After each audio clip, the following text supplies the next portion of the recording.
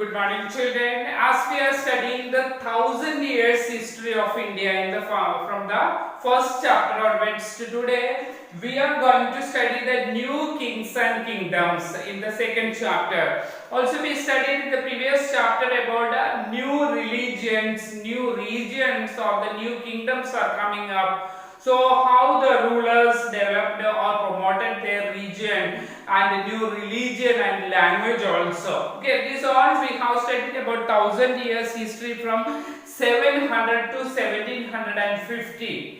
So what were the new dynasties, new kingdoms are coming up, and who were the new rulers here that we are going to study in this lesson. So we have studied that Indian subcontinent was always welcoming many traders and rulers from other regions, especially from the Western Asian countries. Okay, many traders were, we had many trade relations with the many countries in the West Asia. So here many new dynasties are emerging in the 7th century in India, in the different parts of India. In the 7th century, new dynasties, new kings and new kingdoms were setting up. Many of the dynasties establishing their kingdoms also. Here in the 7th and the 12th centuries, in between we can find many major kingdoms are established in India, especially in South India also. Very powerful kingdoms were established even in South India also.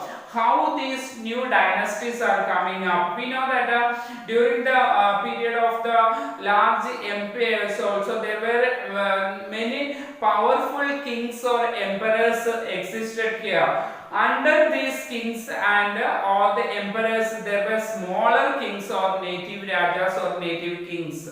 Okay, we call them as samandas, or samandas means the subordinate who are under a powerful ruler. Now, how samandas or the subordinate kings under the a powerful overlord?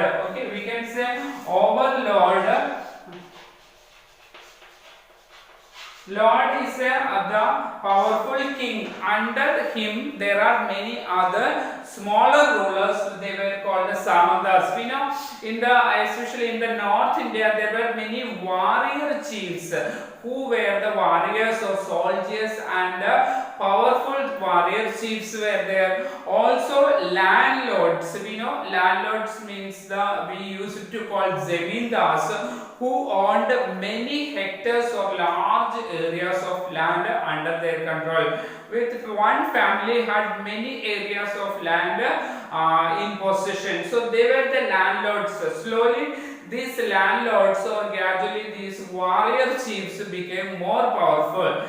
The existing kings, who were the kings existing in the region, they also acknowledged or recognized these people, these kings, smaller kings or landlords or the warrior chiefs as their subordinate or samandas. Okay, they accepted their power and support also. What these samandas, why the kings, existing kings acknowledged these people are or the samandas or subordinate, because they were expected to bring some gifts to the kings or overlords. Their supreme commander or the king, these people or the samandas or the subordinate had to pay some sort of gifts. Okay, they had also, at the same time, they also had to be present in the king's court if any major decisions are taken. At the time of decision making, the samandas had to be present in the king's court. Also, they had to provide military support. When the kings wage war with other regions or other kings or other territories, the samandas helped the king with military support also. Okay, so these were the duties these had were expected. The samandas were expected to do some such sort of help to the king and their or the overlord. So here slowly we know that the samandas are gaining power. Samandas became more powerful as we know that they maintained an army with them. They had soldiers or army or military with them, so that slowly they became themselves very powerful, and they also gained wealth.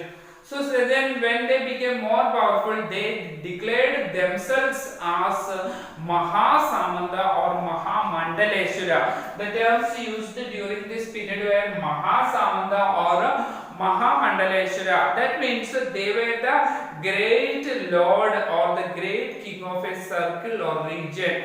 Not above or not supreme the king here, but in their own circle, in their own region, they are a great king. So sometimes they also asserted their independence from their overlords. Their kings also accepted their independence. So the Samantas declared themselves as the rulers of their region. Sometimes their overlord or the king also appointed them or accepted their supremacy in their own territory. Now, such kind of one example we can say here how these people, the Samantas, became the kings of their region. One example we can say about the Rashtrakutas in the Deccan region. In the Deccan region, who were the Rashtrakutas in the South Indian region, we can find out they also were the subordinate of the Chalukyas of Karnataka. During this period, Chalukyas of Karnataka were powerful rulers, and Rashtrakutas were also Samanta under the Chalukyas of Karnataka. From the Rashtrakutas, Dandi Durga, he was the Rashtrakuta chief. We have the Rashtrakuta Samanta. He gained in power. Okay, so he became more powerful and he established a kingdom. And how he was able to make or establish a kingdom, because he performed a ritual which is called the Hiranya Garbha. What is Hiranya Garbha? Literally means golden womb. This ritual was a religious practice which was followed in India during this period. Hiranya Garbha was a religious ritual. By performing this ritual, generally it is very expensive, as we know that generally only kings performed this ritual, because it was very expensive. In this Hiranya Garbha, why the kings used to perform it when they had no children. In order to get a children, they used to perform. They believed that when the Hiranya Garbha was performed, they will get a child. Okay, so the queen will become the pregnant and they will have a child. So that they used to perform. That's why this name literally, the Hiranya Garbha means a golden womb. In order to get children, they used to perform. Here, how Dandi Durga or the Rashtrakuta chief performed Hiranya Garbha, which means when after the performing Hiranya Garbha, he was reborn. It is considered that the rebirth of the person takes place who is performing Hiranya Garbha, or the sacrificer who is sacrificing all this spending very expensive ritualities. So in this ritual also the kings have to give large gifts to the Brahmanas. Only Brahmanas were able to do this ritual. Only they were able, they had the knowledge also. Now in such cases that the person who is conducting performing the ritual, he will be reborn. It is a new birth of him. It is considered that he is newborn. Now he becomes able to become the king or the ruler. As we know that they were the Samantas of the Chalukyas. The Rashtrakuta chief Dandi Durga established a powerful empire, powerful kingdom in the South Indian regions. Here we know that such kind of cases, we know during this period only the Kshatriya community or the warrior classes could become the rulers. Brahmana's duty was to perform the rituals or worshipping in the temple. Here some of the people, we also can, other communities also can become Kshatriya by performing the Hiranyagarbha. The person will be reborn as a Kshatriya even though he was born in any other community. Some examples we can say here, such kind of families, military, those who had military skills, for example Kadamba Mayura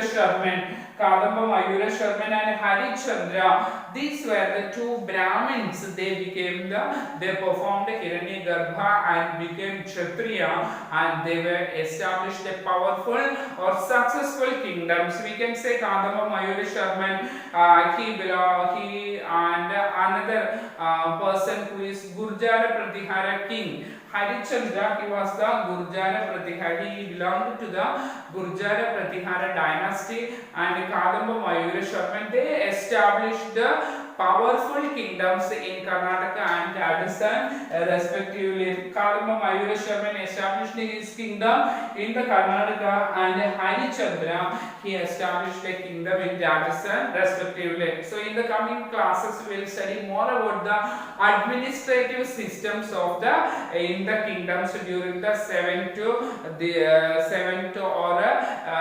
12th centuries, how the kings ruled and how they ruled the kingdoms in the coming lessons.